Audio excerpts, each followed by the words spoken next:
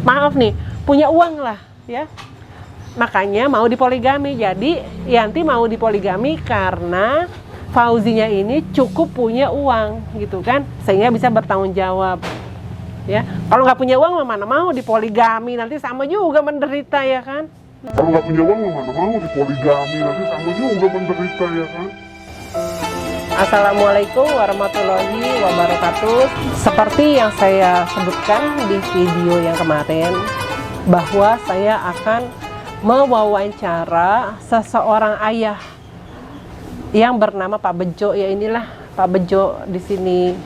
Jadi Pak Bejo ini sehari-harinya selama ini menjadi pengumpul ya, atau pemulung limbah untuk daur ulang ya. Tapi juga selain itu juga menjadi kayak semacam pengepul ya, pengepul untuk dijual. Nah, tapi yang saya mau tanya bukan itu Pak Bejo. Kita tahu ya bahwa Yanti itu sekarang dipoligami. Iya. Iya. Dan kita juga sama-sama tahu perjalanan Yanti sampai akhirnya sekarang dia dipoligami oleh yang namanya Pak Fauzi gitu kan. Pemirsa, saya ini mengikuti perjalanan Yanti dari awal sampai akhirnya sekarang di poligami. Sehingga ini bukan cerita-cerita karangan atau imajiner dari internet atau dari cerita teman. Ini fakta, saya lihat langsung di lapangan, saya bicara langsung dengan orangnya, dan orangnya itu pun juga bicara langsung kepada saya. Saya tidak bicara aturan, hukumnya, dalilnya, norma mengenai poligami. Tidak, itu bukan ranah saya. Ada orang yang lebih jago, lebih hebat. Saya hanya bicara faktanya yang terjadi di lapangan. Dan itu terjadi di anaknya Pak Bejo ini yang namanya Yanti. Saya yang pengen tahu Pak Bejo adalah,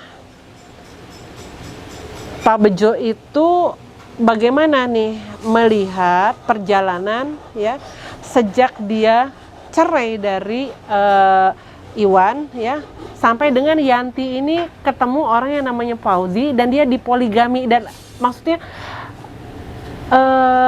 pertimbangannya apa? Pasti kan ini saya dengar nih, saya yang dengar dari Yanti bahwa orang ini bertanggung jawab. Terus juga ya pasti punya uang, karena kan dia punya apa nih, punya armada mobil, punya usaha, dan usahanya juga udah lumayan gitu kan. Jadi maaf nih, punya uang lah ya. Makanya mau dipoligami. Jadi Yanti mau dipoligami karena Fauzinya ini cukup punya uang gitu kan, sehingga bisa bertanggung jawab ya. Kalau nggak punya uang mana mau dipoligami, nanti sama juga menderita ya kan. Nah gitu. Nah, Pak Bejo, apa mungkin yang bisa diceritain pertimbangannya kenapa Yanti mau dipoligami? Ya, pertama si Yanti itu kan Kayak trauma, capek. udah capek sama sakit hati dari awal. Iya, Bang Iwan. Dari Iwan itu. Kedua dia udah apa ya? Kebentuk usaha, kebentuk ekonomi. Kebentuk ekonomi. Ya juga ngomong gimana Pak, ya udah itu hak kamu, terserah kamu. Aku udah tua, kamu harus bisa mikir sendiri. Itu resiko kamu. Waktu dulu kamu udah saya bilangin jangan sama anak itu. Ini resiko. Tawaran dari si Fauzi ini di mempoligami Yanti itu tawarannya apa? Maksudnya gini loh, oh nanti tinggalnya di sini gitu apa? Ya pertama sih ngomong sama saya, udah ntar biar di sana Pak, di sana ada usaha. Ya saya sih nggak apa-apa Mas, itu terserah yang menjalani. Yang penting saya cuma pesen, tolong anak saya jangan disakiti kayak si Iwan.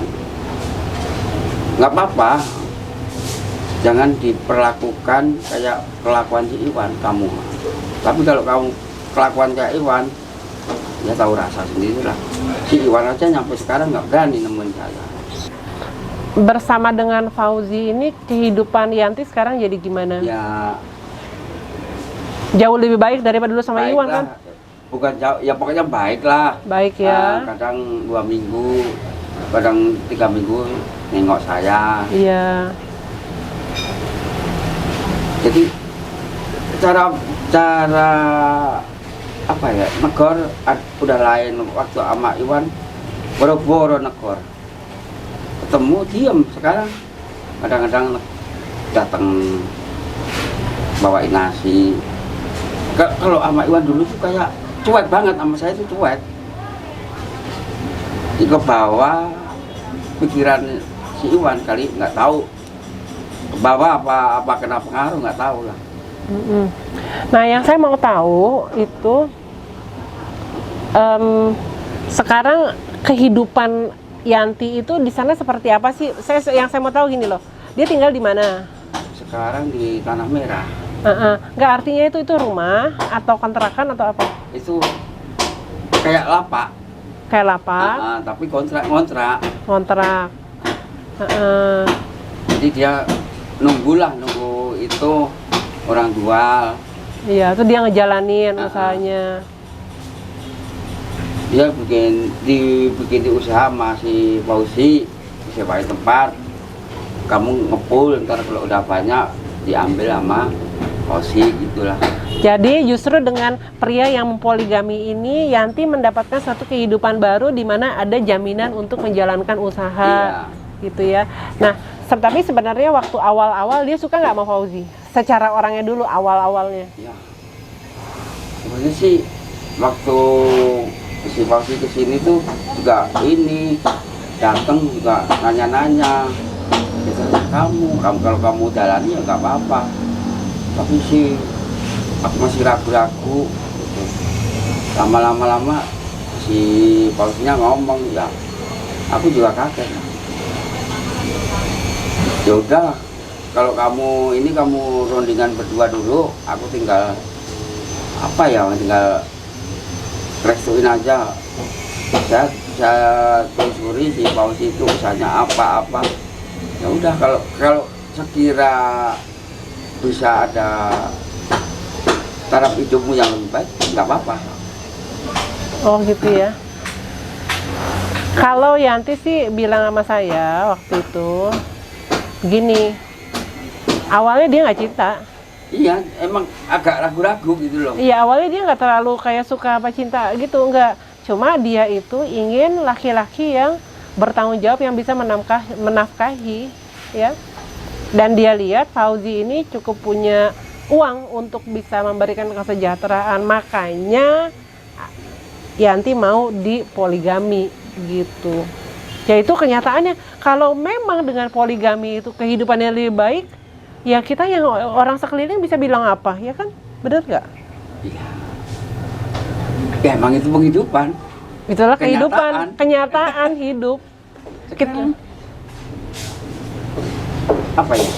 Namanya orang pasang surut, orang itu kadang mau usaha gini kebentuk modal, ada yang bantu, orang bantu pasti ada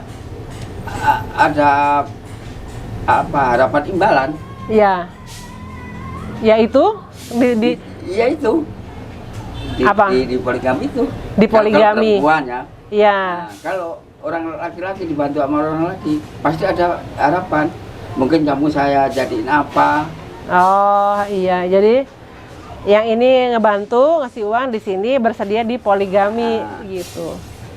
Ya tapi kan pada akhirnya ternyata juga baik-baik aja. Iya. Ya daripada waktu dulu lah compang-camping bener pikiran. Wah iya parah ya sama Iwan itu ya, sampai ya kan ada saya juga waktu itu yang peristiwa Iwan ngelempar termos sampai kaca pecah. Di situ juga saya ngamuk karena kan itu properti saya. Ya demikianlah pemirsa penuturan langsung dari Pak Bejo ya, yang putrinya dipoligami dan juga saya kenal sendiri.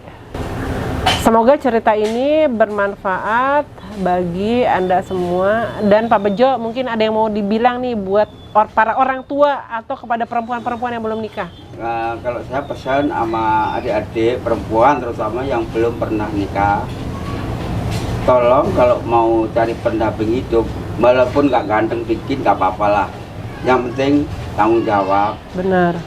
punya patokan dasar penghidupan, penghasilan walaupun sekecil apapun, yang penting rajin dan disiplin terutama. Iya. Udah gitu aja. Ya.